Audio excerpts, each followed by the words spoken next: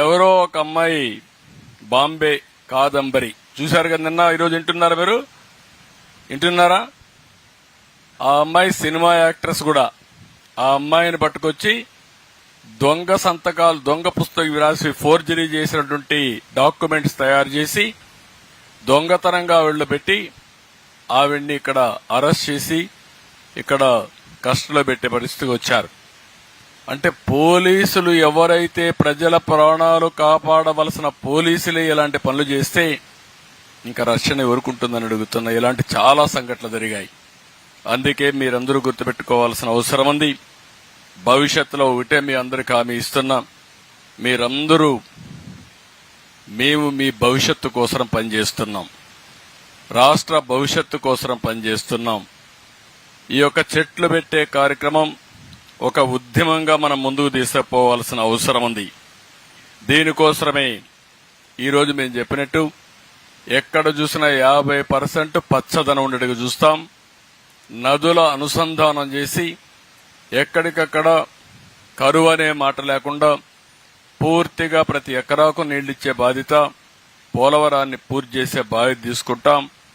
ఈ సంవత్సరం మీరు చూస్తే మంచి వర్షాలు పడ్డాయి. ఎక్కడ చూసినా రిజర్వాయర్స్ అన్ని కళకళలాడుతున్నాయి. ఇది శుభ సూచకం. మీ భవిష్యత్తుకు మార్పుకి మొదలు మెట్టు అని చెప్పి కూడా నేను మీ అందరికీ తెలియజేస్తున్నా. అక్కడి నుంచి ప్రారంభిస్తున్నాం.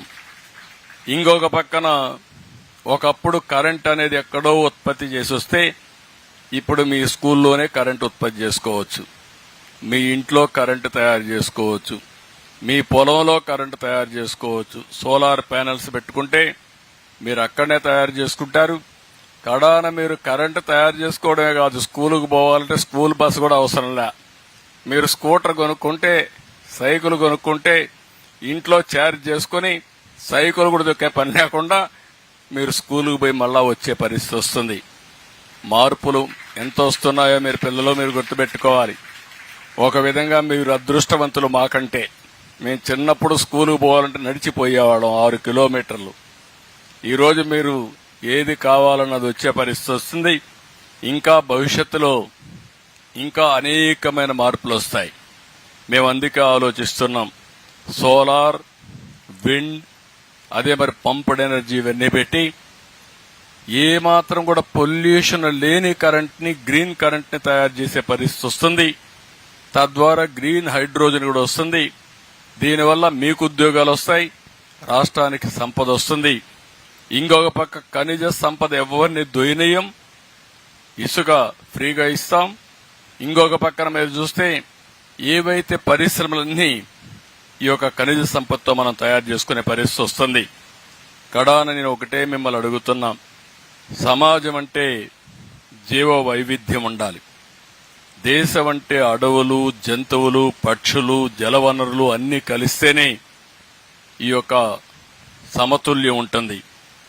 గాలి లేకపోతే మానవ మనుగడే లేదు, చెట్టు లేకపోతే జీవరాశుల చరిత్రే ఉండదు. ఈ విషయం మీరు గుర్తుపెట్టుకోవాలి. ఈ రెండు కాపాడుకోకపోతే మనం మనుషులమే కాదు. మన భవిష్యత్తు కోసం మనం ఆలోచించాల్సింది పర్యావరణ సమతుల్యం కోసం పట్టుబడాలి. అప్పుడే భవిష్యత్తు ఉంటుందని చెప్పి కూడా నేను మీకు తెలియజేస్తున్నా. ఈరోజు జీవ వైవిధ్యానికి మన రాష్ట్రం ఒక చిరునామాగా తయారు కావాలి.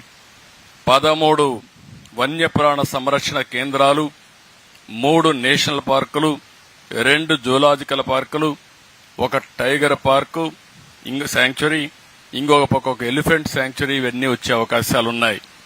ఇంకొక పక్క మీరు నాగార్జున సాగర్, శ్రీశైలం దగ్గర 5300 ఎకరాల్లో దేశంలోనే అతిపెద్ద టైగర్ శాంక్చురీ వస్తుంది.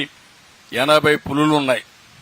కాబట్టి మీరు ఎప్పుడన్నా పులులు చూడాలంటే నేరుగా నాగార్జున సాగర్ పోతే పవన్ కళ్యాణ్ గారిని ఒకసారి తలుచుకుంటే పులుల దర్శనం చేసుకుని మీరు రావచ్చు. అలాంటి సఫారీ తయారు చేస్తున్నాం.